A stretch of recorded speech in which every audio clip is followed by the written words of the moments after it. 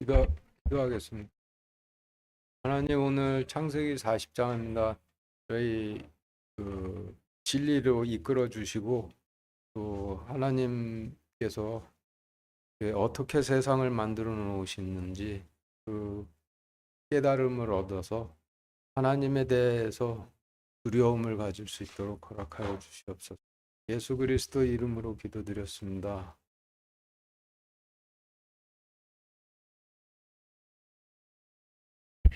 지난 창세기 말씀 37장부터 39장까지의 개요를 정리해 보면은 여러분들 교재표 1과 같은데, 창세기 37장 말씀은 주인공이 야곱에서 요셉으로 바뀌면서 이제 요셉의 행적에 대해서 기록하신 말씀이었는데, 이 말씀은 14세기 초부터 16세기 초 청교도들의 시조였던 존 위클리프, 야누스, 윌리엄 틴들의 등장과 그들에게 있을 일을 계시하신 말씀이었고, 창세기 38장 말씀은 다말과 유다의 행적에 대해 기록하신 말씀이었는데, 이 말씀은 16세기 초 마틴 루터의 종교개혁을 계시하신 말씀이었고, 창세기 39장 말씀은 다시 요셉을 주인공으로 요셉의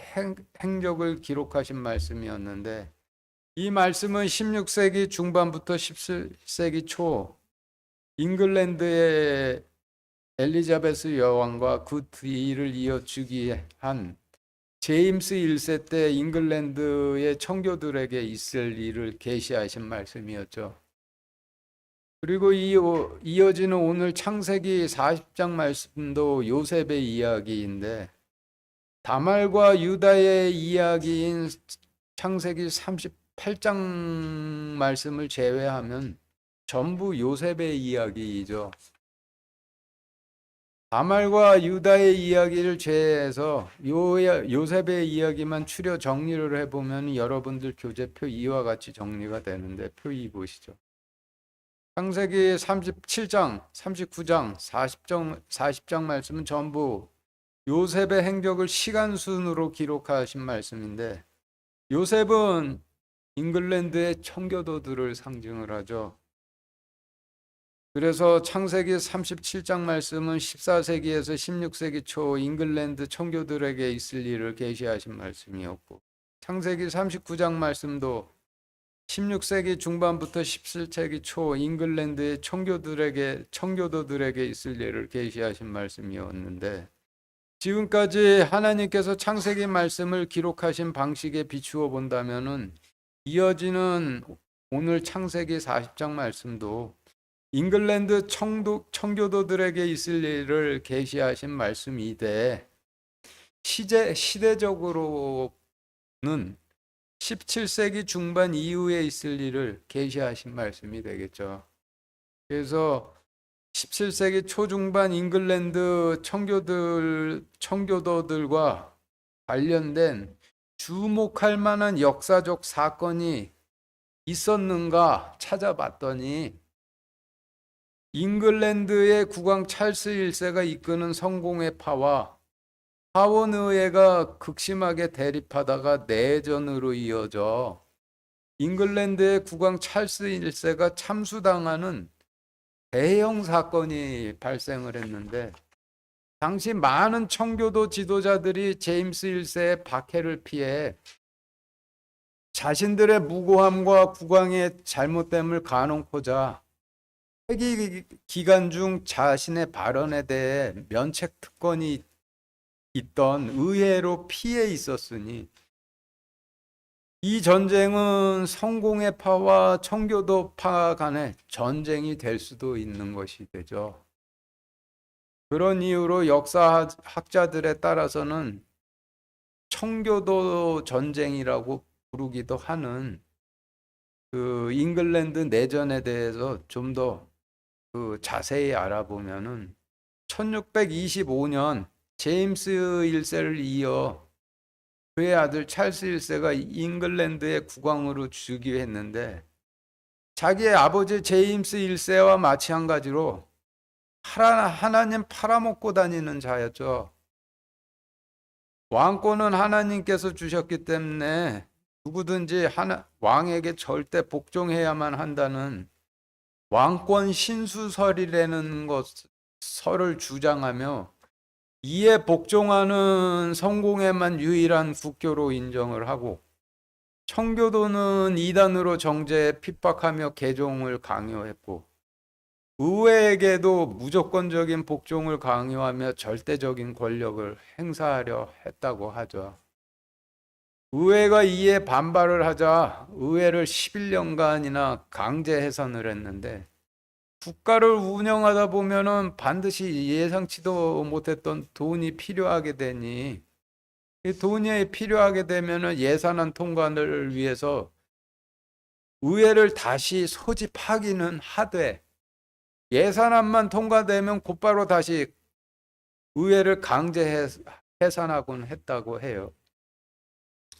그런데 즉위하고 16년이 지난 1641년 10월 아일랜드에서 잉글랜드의 통치에 저항의 반란이 일어나 잉글랜드 주민 수천 명을 학살하는 사건이 벌어지자 아일랜드의 반란 진압 전비 예산안 통과를 위해 찰스 1세가 다시 의회를 소집을 했는데, 그동안 찰스 1세에게 실컷 농락당해왔던 의회가 이 기회를 놓치지를 않고 왕의 실정 200조항과 의회 개혁안을 담은 대간언을 통과시켜 버리니, 이에 격분한 찰스 1세가 군대를 이끌고 대간언을 주도한 의원들을 체포하려 했는데, 이에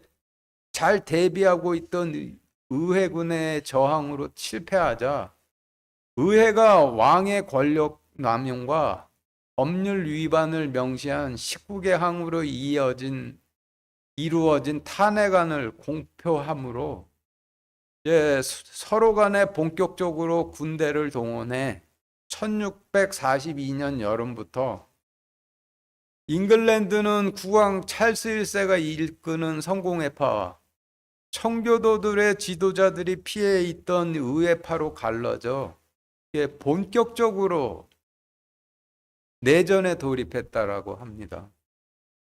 잉글랜드 국왕 찰스 1세가 이끄는 성공회파와 의회파 간의 내전은 2차례에 걸쳐서 일어났는데, 정쟁 초기에는 양측이 모두 질이 멸렬한 모습을 보였지만은 내전이 발발하고 2년이 지난 1644년 하원 의원이었던 올리버 크로멜이 신모범군이라는 군대를 조직해 참전하면서 전세가 급변했는데, 엄격한 교율과 훈련, 높은 사기를 갖춘 신모범군이 등장해 전투에서 연거푸 승리를 하며 전쟁의 대세가 완전히 의회파로 기울면서 찰스 1세가 스코틀랜드로 도망을 쳤는데, 스코틀랜드가 몸값을 받고 찰스 1세를 의회파의 우두머리 올리버 크롬에게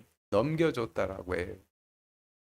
1차 내전에서 완전히 패배 후 의회파 측에 의해 감금되어 있던 잉글랜드 국왕 찰스 1세는 그래도 포기치 않고 외부와 끈질긴 연락을 취하며 기회를 엿보다가 북쪽으로 탈출에 성공해 먼저 스코틀랜드와 동맹을 맺고 군대를 재조직해 2차 내전을 일으키기는 했지만은, 이번에도 역시 의회파의 우두머리 올리버 크로멜이 이끄는 신모범군에 의해 연거푸 격파되면서 1년 만에 또다시 완패해 찰스 1세는 재차 포로로 구금이 되었다고 해요.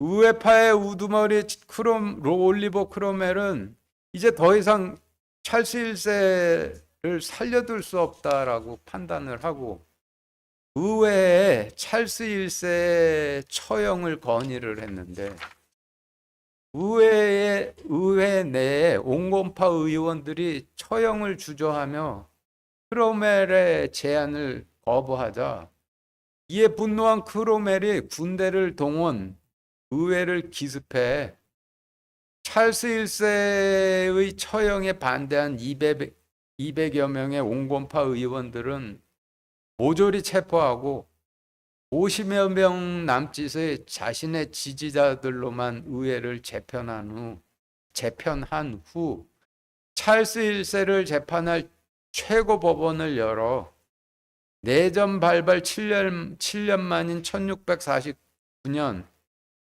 찰스 1세를 반역죄로 참수형에 처했고 그의 아들 왕세자 찰스 1세는 프랑스로 도주함으로써 1649년 잉글랜드에서 군주정이 폐지되고 의회파 우두머리 올리버 크로멜을 최고 통수권자로 하여 청교도식 법을 기반으로 한 공화정이 수립됐다라고 해요. 이를 잉글랜드 내전 또는 역사학자들에 따라서는 청교도 전쟁이라 부르기도 하는데, 그러나 9년이 지나 1658년 크로멜도 사망하자 그동안 절치부심해 오던 성공회 파가 1966년에 의회에서 다시 승리하며 프랑스로 망명해 있던 찰스 1세의 아들 왕세자 찰스 2세를 옹립해 공화정을 폐지하고 다시 왕정으로 복구했다라고 합니다. 실용적이고 중립적인 성향의 엘리자베스 여왕에 이어 제임스 1세가 즉위하면서부터 청교도들을 불법 세력으로 정죄하고 핍박을 하니 청교도 지도자들은 합법적으로 자신들의 무고함을 밝히고 잉글랜드 국왕 제임스 1세의 잘못들을 가놓고자 하원 의원들이 되었는데, 당시 청교도적인 발언을 하면은 곧바로 체포돼 전 재산이 몰수되고 국외로 추방되니 회기 기간 중 자신의 발언에 대해서는 면책 특권을 가진 하원 의회로 갈 수밖에 없었겠죠. 그런데 제임스 1세에 이어 즉위한 국왕 찰스 1세 때 내전이 벌어졌으니 이 청교도 지도자들도 내전에 휘말릴 수밖에 없게 되었겠죠. 지금까지 하나님께서 창세기 말씀을 기록하신 방식으로 본다면은 창세기 40장 말씀은 잉글랜드 청교도들을 중심으로 시대적으로는 17세기 중반에 있을 사건에 대해 계시하신 말씀이 될 테니, 잉글랜드의 국왕 찰스 1세가 이끄는 성공회파와 청교도 지도자들이 피해 있던 하원의 우두머리 올리버 크로멜이 이끄는 의회파 간에 있었던 잉글랜드 내전과 관련해 계시하신 말씀이 될 가능성이 매우 높다라고 볼 수가 있겠죠. 이 점 유념하시길 바라며 창세기 40장 시작하도록 하겠습니다. 1절부터 4절까지 같이 읽겠습니다. 시작.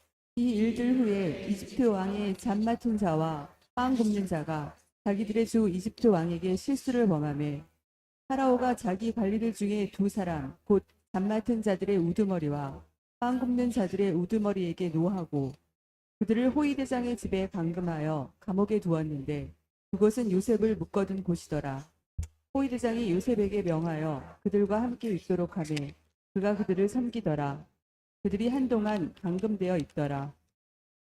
지금 읽으신 말씀의 단어들을 정리를 해보면 여러분들 가지고 계신 교재표 3과 같은데,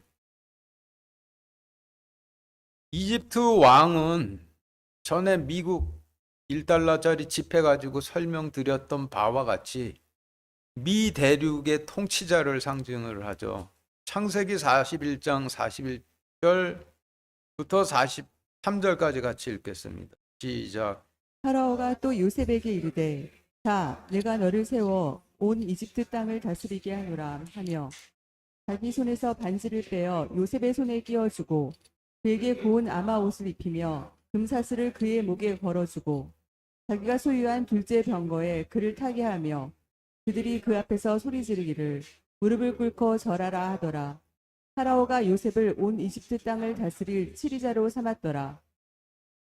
예, 이어서 누가복음 15장 21절 같이 읽겠습니다. 21절 20부터 23절까지 같이 읽겠습니다. 시작. 아들이 그에게 이르되 아버지 내가 하든을 대적하여 죄를 짓고 아버지의 눈앞에서 죄를 지었사오니 더 이상 아버지의 아들이라 불릴 자격이 없나이다 하나 아버지가 자기 종들에게 이르되 가장 좋은 옷을 가져다가 그에게 입히고 그의 손에 반지를 끼우고 그의 발에 신을 신기라 그리고 살진 송아지를 여기로 끌어와 잡으라 우리가 먹고 즐기자.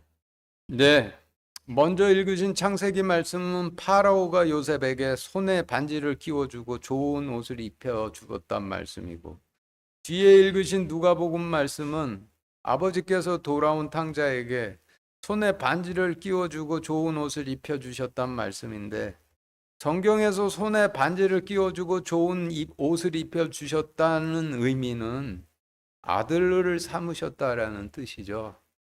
그러니 누가복음 말씀을 통해 창세기 말씀을 해석해 본다라면은 파로가 요셉에게 손에 반지를 끼워주고 좋은 옷을 입혀 주었다라는 의미는 아버지께서 돌아온 탕자를 아들로 삼았듯이 파로도 요셉을 아들로 삼았다라는 의미가 되죠.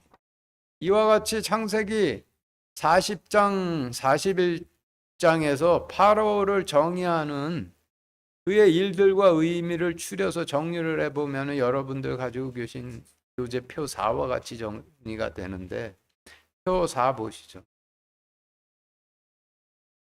파로가 하는 일은 빵 굽는 자로부터 빵을 받고 잔 맡은 자로부터 좋은 포도즙을 받아 맛을 보고 아들 삼는 일을 하는데, 성경에서 빵은 말씀을 상징을 하니 이 일들은 말씀을 바치는 자들로부터 말씀을 받고 제단으로 대속 헌물을 가지고 나온 자가 합당한 자인지 관찰을 하고, 합당함은 아들을 삼는 것을 의미하죠.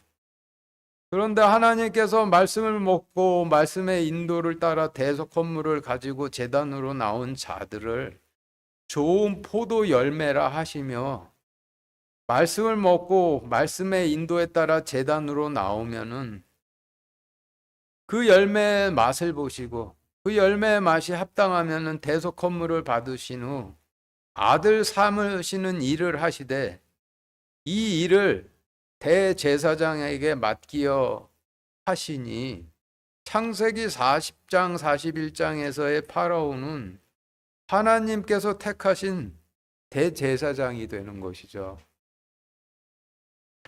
그런데 창세기 40장 말씀의 시대적 배경은 17세기 초중반이고, 파라오는 미 대륙의 통치자를 상징하니 17세기 초중반 미 대륙의 통치자로서 하나님께서 맡기신 대제사장의 일을 하고 있던 자를 좀 골라본다라면은 메이플라워 호를 타고 미 북아메리카 대륙으로 건너간 청교도들이 개척한 플리머스 식민지의 총독쯤 된다라고 볼 수가 있는데, 이들이 훗날 미 대통령들의 시조가 되는 사람들이죠. 그러니 그 당시에는 이 사람들이 미 대륙의 통치자들이 되는 것이죠. 그리고 이들은 하나님께서 자신의 일을 맡기신 거룩한 대제사장들이니 이들에게 죄를 짓는 것은 하나님께 죄를 짓는 것과 동일하죠.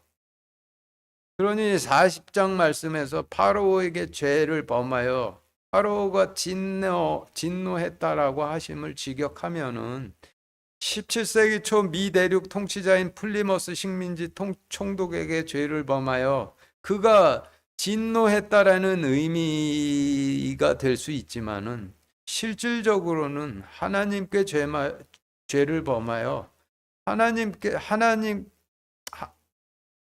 하나님의 대제사장에게 죄를 범하여 하나님께서 진노하셨다라는 의미로 해석이 되죠. 그래서 파로의 일을 시대에 맞게 다시 정리해 보면은 여러분들 교재표 5와 같은데,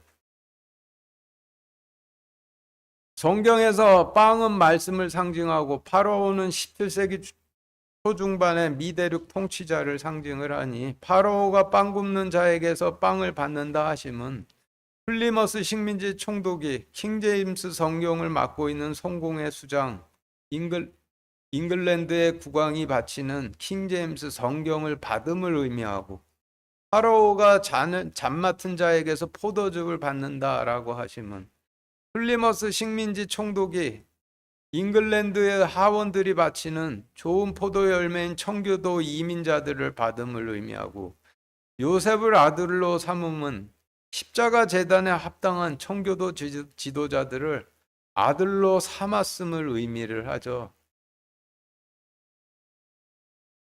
그래서 다시 표 3으로 돌아가 보면은 이집트 왕의 빵 굽는 자라 하심은 17세기 초중반 미 대륙 통치자에게 킹 제임스 성경을 바쳐야 할 성공의 사람들을 의미하고, 빵 굽는 자의 우두머리는 성공회의 우두머리인 잉글랜드 국왕 찰스 1세가 될 수밖에 없겠죠. 그리고 이집트 왕의 잔 맡은 자는 이집트 왕에게 좋은 포도 열매를 짜서 맛을 보도록 바치는 자란 의미로 17세기 초중반 미 대륙 통치자에게 좋은 포도 열매인 청교도 이민자들을 바쳐야 할 하원 의원들을 의미하고, 잔 맡은 자의 우두머리는 당시 하원 의원의 우두머리였던 올리버 크롬웰을 의미할 수밖에 없겠죠. 그리고 호위대장은 미대륙 통치자의 호위대장인 잉글랜드의 국왕을 의미하고, 호위대장의 집은 잉글랜드 국왕이 통치하고 있는 잉글랜드를 의미하고, 파라오의 죄인들을 가두어 두신 감옥은 하나님께서 대제사장으로 세우신 미 대륙 통치자에게 청교도 이민자들을 빨리 바치지 않고 있던 잉글랜드의 하원 의원들과, 역시 킹 제임스 성경을 빨리 바치지 않고 자신들이 끼고 있던 성공회파 사람들이 갇혀서 격렬하게 대립하고 있던 하원 의회를 의미하겠죠. 그래서 지금까지의 설명을 1절부터 4절까지의 말씀에 대입해 보면은 여러분들 교재표 6과 같은데, 1절부터 보시면은 이 일들 후에 이 대륙 통치자에게 청교도 이민자들을 바쳐야 할 하원 의원들과 킹 제임스 성경을 바쳐야 할 성공의 사람들이 자신들의 주 이 대륙 통치자에게 바치지 않음에, 이 대륙 통치자가 자기 관리들 중 두 사람 곧 청교도 이민자들을 바쳐야 할 하원의 우두머리 올리버 크로멜과 킹 제임스 성경을 바쳐야 할 성공회의 우두머리 찰스 1세에게 노하고, 그들을 제임스 1세가 통치하는 잉글랜드에 감금하여 하원 의회에 두었는데, 그곳은 청교도들의 지도자들을 묶어둔 곳이더라. 잉글랜드 국왕 제임스 1세가 청교도 지도자들에게 명하여 그들과 함께 있도록 하매 청교도들의 지도자들이 그들을 섬기더라. 그들이 한동안 감금되어 극심하게 대립하였더라 라는 의미로 정리가 되죠. 제임스 1세 통치 말기인 1625년 하원은 제임스 1세 횡포에 맞서서 의회의 권한을 강화하고 국민의 권리를 보호하겠다고 제임스 1세와 대립을 했었는데, 이 갈등이 극에 달하자 제임스 1세가 의회를 해산시켰다고 하죠. 이때 그 왕도 아닌 왕세자 찰스 1세가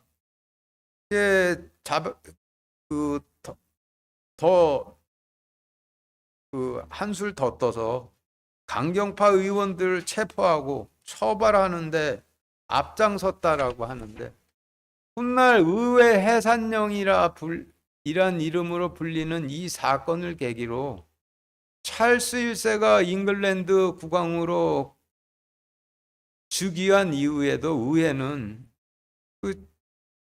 그때 일로 인해서 찰스 1세와 더 강경하게 대립하다가 결국 내전으로까지 이어지게 되는데, 1절부터 4절까지의 말씀이 지금 설명드린 제임스 1세 때의 의회 해산령 사건과 시기적으로나 인물적으로나 구성적으로나 정확하게 다 일치를 하죠. 그래서 1절부터 4절까지의 말씀은 1622년 제임스 1세 때의 의회 해산령 사건을 계시하신 말씀이라고 볼 수가 있죠. 5절부터 8절까지 같이 읽겠습니다. 시작. 감옥에 묶여있던 이집트 왕의 잠 맡은 자와 빵 굽는 자가 다 꿈을 꾸되 각 사람이 하룻밤 사이에 각각의 꿈 해석대로 꿈을 꾸었더라.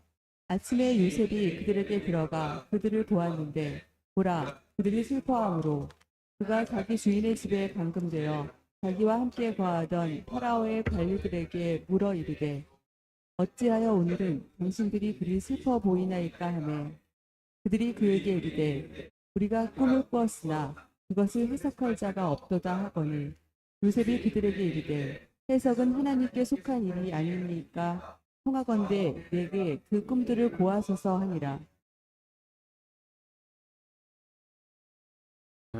지금 읽으신 말씀의 단어를 정리해 보면 여러분들 교재표 7과 같은데, 창세기 41장 25절 같이 읽겠습니다. 시작. 요셉이 파라오에게 이르되 파라오의 꿈은 하나이니이다. 하나님께서 친히 하시고자 하는 일을 파라오께 보이셨나이다.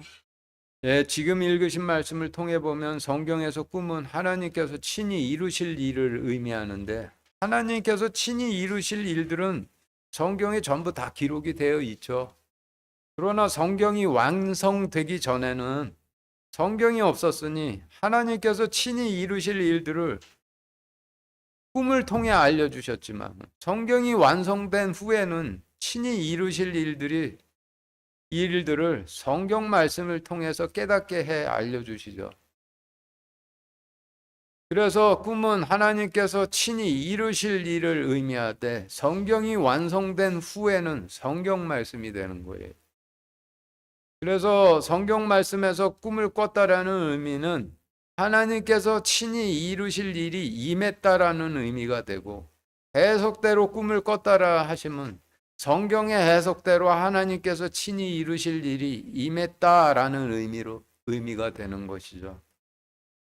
그래서 지금까지 설명을 5절부터 8절 말씀에 대입해 보면 여러분들 교재표 8과 같은데, 5절부터 보시면은 하원 의회에 대립 상태로 묶여 있던 미대륙 통치자에게 좋은 포도 열매인 청교도들 이민자를 바쳐야 할 올리버 크로멜과 킹 제임스 성경을 바쳐야 할 찰스 1세에게 하나님께서 친히 이루실 일이 임하되, 각 사람이 하룻밤 사이에 각각의 성경의 해석대로 하나님께서 친히 이루실 일들이 임하였더라.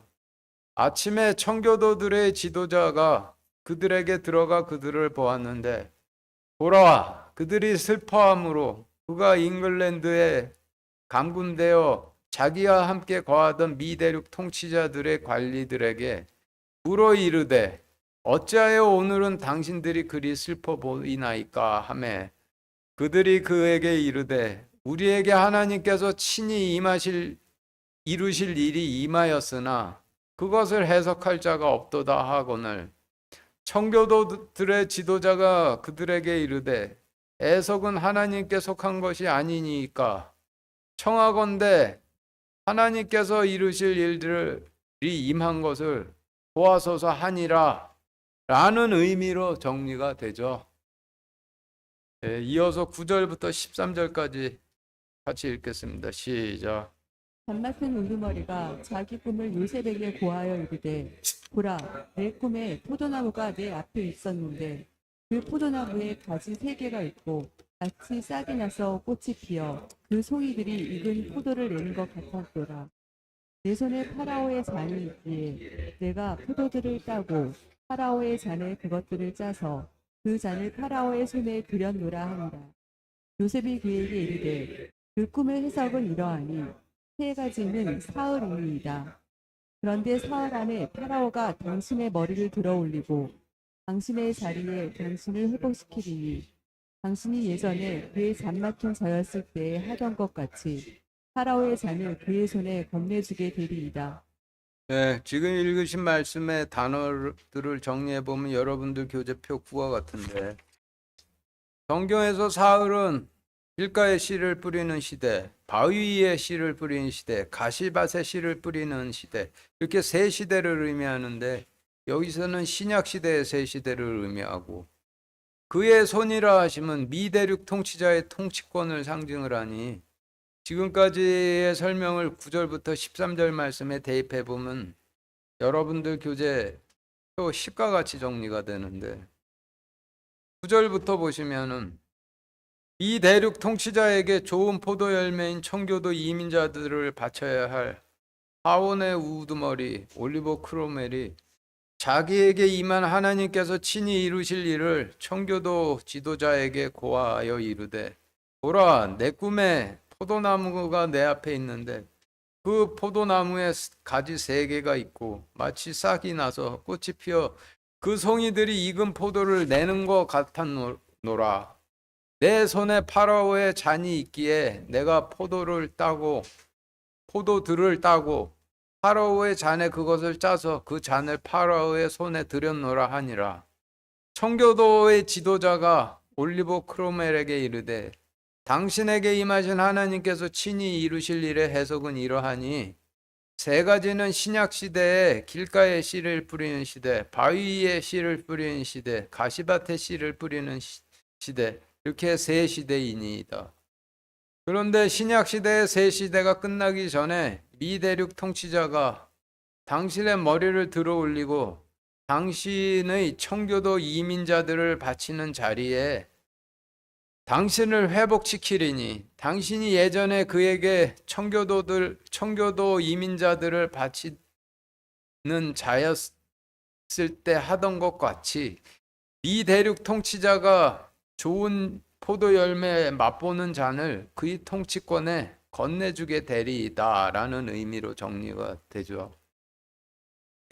지금 읽으신 말씀은 파라오의 잔 맡은 자가 꿈을 꾸고 요셉이 그 꿈을 해석해 주는 형식으로 기록되어 있지만은 실질적인 내용을 좀 묵상해 본다라면은 17세기 중반 잉글랜드에서 하원 의원의 우두머리 올리버 크로멜과 성공회의 우두머리 찰스 1세가 의회에서 강경하게 대립하다 결국 내전으로 이어지는데, 하나님께서 친히 이루실 일은 창세기 40장에 이미 기록되어 있듯이 하원 의원 올리버 크로멜이 전에 청교도 이민자들을 미대륙으로 갈 수 있도록 도왔듯이 내전 후에도 그 일을 계속하게 될 것이라는 것을 계시해 두신 말씀이 되는 것이죠. 14절 15절 같이 읽겠습니다. 시작. 오직 당신이 잘 되시거든 나를 생각하고 원하건대 내게 친절을 베푸사 내 일을 파라오께 고하고 이 집에서 나를 빼내 주소서. 나는 참으로 히브리 사람들의 땅에서 몰래 끌려온 자로서 여기서서 그들이 나를 옥에 가둘 일은 하나도 행하지 아니하였나이다 하니라. 지금 읽으신 말씀의 단어를 정리해 보면 여러분들 교재표 11과 같은데, 14절 말씀에서 당신은 내전 당시 의회파 우두머리였던 올리버 크로멜을 의미하고, 파라오는 좋은 포도 열매인 청교도 이민자들을 기뻐 받아들이는 미대륙 통치자를 의미하고, 이 집은 잉글랜드를 의미하고, 히브리 사람들의 땅이라 하시면 하나님 왕국 땅을 의미하고, 옥에 가둘 일이라 하시면 죄인으로 정죄될 일을 의미하죠. 그래서 지금까지의 설명을 14절부터 14, 15절 말씀에 대입해 보면 여러분들 교재표 12와 같은데, 14절 말씀은 오직 당신이 잘 되시거든 우리 청교도들을 생각하고 원하건대 우리에게 친절을 베푸사 우리 일을 청교도들을 기뻐 받아들이는 미 대륙 통치자에게 고하고 이 잉글랜드에서 우리를 빼내 주소서. 우리는 참으로 하나님 왕국 백성들의 땅에서 몰래 끌려온 자들로서 여기 잉글랜드에서도 그들이 우리를 죄인으로 정죄할 일은 하나도 행하지 아니하였나이다 하니라라는 의미로 정리가 되는데,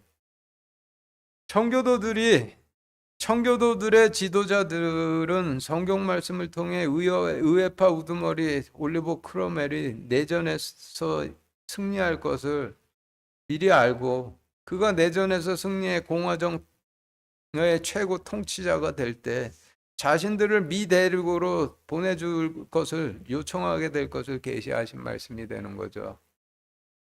16절부터 19절까지 같이 읽겠습니다. 시작. 빵 굽는 우두머리가 그 해석이 좋은 것을 보고 요셉에게 이르되 나도 꿈을 꾸었는데 보라 큰 바구니 3개가 내 머리에 있었고 맨 위에 있는 바구니에는 파라오를 위하여 만든 온갖 구운 음식이 있었는데 새들이 내 머리의 바구니에서 그것들을 먹었노라 하니라. 요셉이 응답하여 이르되 그 꿈의 해석은 이러하니 새 바구니는 사흘이니이다. 그런데 사흘 안에 파라오가 당신의 머리를 들어 올려 끊고 당신을 나무에 매달리니 새들이 당신의 살을 뜯어 먹으리이다 하니라. 예, 지금 읽으신 말씀의 단어를 정리해 보면 여러분들 가지고 계신 교재표 13과 같은데, 빵 굽는 우두머리는 미대륙 통치자에게 킹제임스 성경을 바쳐야 할 성공의 우두머리 찰스 1세를 의미하고, 꿈을 꾸었다라고 하시면 하나님께서 친히 이루실 일이 임하였다라는 의미이고, 사흘은 신약 시대에 길가에 씨를 뿌리는 시대, 바위에 씨를 뿌리는 시대, 가시밭에 씨를 뿌리는 시대, 이렇게 세 시대를 의미하고, 머리를 들어 올려 끊고라 하시면 참수형에 처하고라는 의미이고, 나무에 매달리니라고 하시면 찰스 1세의 몸을 십자가 제단에 매달 것을 의미하고, 성경에서 새들은 말씀 팔아먹고 하나님 보좌인 성전 꼭대기에 날라가 앉아있는 성직자들을 의미하죠. 그리고 당신의 살이라 하시면 찰스 1세의 가르침을 의미하죠. 그래서 지금까지의 설명을 16절부터 19절 말씀에 대입해 보면 여러분들 교재표 14와 같은데, 16절부터 보시면 미대륙 통치자에게 킹제임스 성경을 바쳐야 할 성공의 우두머리 찰스 1세가 그 해석이 좋은 것을 보고 청교도 지도자에게 이르되 나에게도 하나님께서 친히 이루실 일이 임했는데 보라 흰 바구니 3개가 내 머리에 있고 맨 위에 있는 바구니에는 파로를 위해 만든 온갖 구운 음식이 있는데 새들이 내 머리 바구니에서 그것을 먹었노라 하니라. 청교도들의 지도자가 응답하여 이르되 그 하나님께서 친히 이루실 일의 해석은 이러하니라. 새 바구니는 신약 시대에 길가에 씨를 뿌리는 시대, 바위 위에 씨를 뿌리는 시대, 가시밭에 씨를 뿌리는 시대, 이렇게 세 시대이니이다. 그런데 주님께서 말씀으로 부활하실 때 미대륙 통치자가 당신을 참수형에 처하고 당신을 십자가 제단에 매달리니 말씀을 팔아먹고 하나님의 보좌인 성전 꼭대기를 차지하고 앉은 성직자들이 당신의 가르침을 뜯어 먹으리이다 하니라 라는 의미로 정리가 되는데, 파로의 빵 굽는 자가 꿈을 꾸고 요셉이 그 꿈을 해석하는 형식으로 기록되는 말씀이지만은 단어들의 의미를 대입해 놓고 보면은 하나님 말씀을 자신의 왕관처럼 쓰고 왕권은 하나님으로부터 받았으니 누구나 왕에게 절대 복종해야 한다라고 하면서 하나님을 팔아먹고 다니던 성공의 우두머리 찰스 1세가 잉글랜드 내전에서 패배해서 참수형당하고 저주받게 될 것을 계시하신 말씀이 되는 거죠. 20절부터 23절까지 같이 읽겠습니다. 시작. 사흘째 되는 날은 파라오의 생일이더라.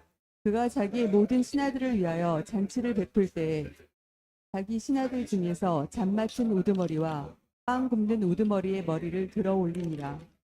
파라오가 잔 맡은 우두머리를 잔을 맡은 그의 스택에 회복시키매 그가 파라오의 손에 잔을 주었으나 빵 굽는 우두머리는 나무에 매달리니 요셉이 그들에게 해석한 것과 같았더라. 그러나 잔 맡은 우두머리는 요셉을 기억하지 아니하고 그를 잊었더라. 네, 지금 읽으신 말씀의 단어들을 정리해 보면 여러분들 교재표 15와 같은데 사흘째 되는 날이라 하시면 주님께서 통치자로 부활하신 날을 의미하는데 구약 시대에는 제자들에게 보이셨던 모습으로 부활을 하셨고 신약 시대에는 카톨릭에 의해 돌무덤에 갇혀서 독점되다가 성경책으로 부활을 하셨죠. 그리고 파라오의 생일이라 하시면 저도 이제 이거는 41장 42장 하면서 좀 해봐야지 좀 더 정확하게 알 수 있을 것 같은데 일단은 미 대륙 통치자의 총독 취임일을 의미한다라고 그렇게 좀 생각을 하고 있어요. 그리고 이 부분에 대해서는 창세기 41장 42장 하면서 다시 좀 설명을 드리도록 하겠습니다. 그리고 성경에서 잔치를 베푼다라고 하시면 말씀을 준비해서 말씀을 먹도록 이렇게 하는 것을 잔치를 베푼다라고 하시죠. 그리고 머리를 들어 올리니라는 라고 하시면 머리를 들지를 않고 수그리고 하나님 머리를 들어서 하나님을 바라보지 않고 머리를 수그리고 땅을 쳐다보고 있는 자들이 하나님을 바라보도록 하셨다라는 의미이고 파라오의 손은 미대륙 통치자의 통치권을 의미하죠. 그래서 지금 설명을 20절부터 23절 말씀에 대입해 보면 여러분들 교재표 16과 같은데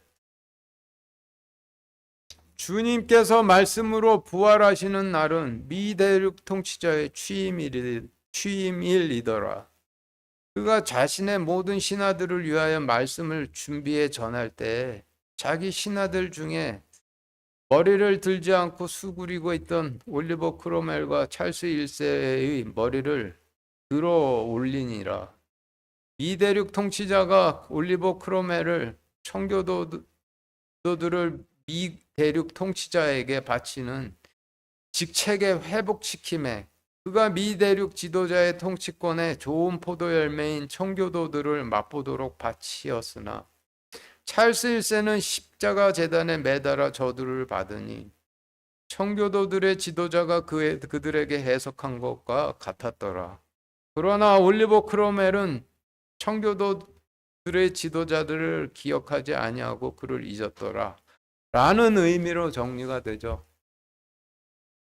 창세기 40장 말씀은 파라오, 빵 굽는 자, 잠 맡은 자, 요셉 간의 꿈을 소재로 기록하신 어떤 꿈을 꾸고 꿈을 해석하고 하고 그리고 꿈처럼 되었다라는 그런 스토리이지만 실질적인 내용은 좋은 포도 열매인 청교도들을 속히 자신의 곳간인 미대륙으로 받아들이고자 하시는 하나님께서 잉글랜드 성공회와 하원 의원들이 머리를 수그리고 땅만 쳐다보면서 속히 행하지를 않음에 진노하셔서 올리버 크로멜이 이끄는 의회파와 찰스 1세가 이끄는 성공회 파간에 내전이 일어나도록 하신 후 하나님 말씀을 자신의 왕관처럼 쓰고 다니면서 하나님을 팔아먹고 다니던 찰스 1세의 머리를 끊고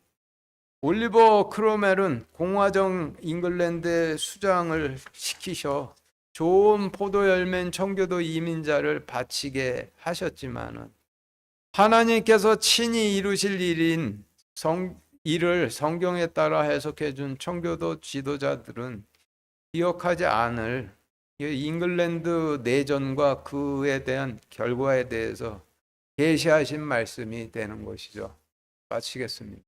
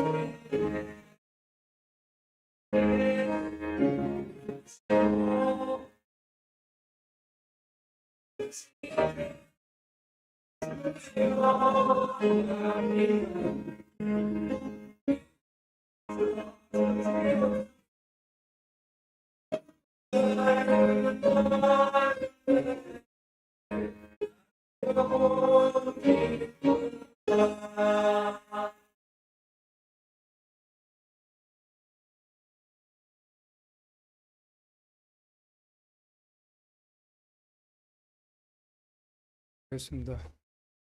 하나님, 마지막 때에는 이 모든 인류가 주님께서 이 땅을 통치하고 계셨다라는 것을 인간들이 다 알게 될 거라고 하셨는데, 창세기 말씀을 통해서 하나님께서 이미 모든 이 땅을 전부 다 창세기 말씀과 같이 다 인간의 역사를 만드시고 통치하고 계셨음을 저희가 먼저 깨달을 수 있도록 허락하여 주셔서 감사드립니다. 저희가 이렇게 먼저 깨닫게 주셨으니 저희가 가장 먼저 주께서 통치하신다라고 나가서 외칠 수 있도록 그렇게 그 기회를 주심을 감사드리고 또 저희가 그것을 외칠 때 참으로 그 종려나무를 흔들면서 외칠 수 있도록 허락하여 주시옵소서. 예수 그리스도 이름으로 기도드렸습니다. 아멘.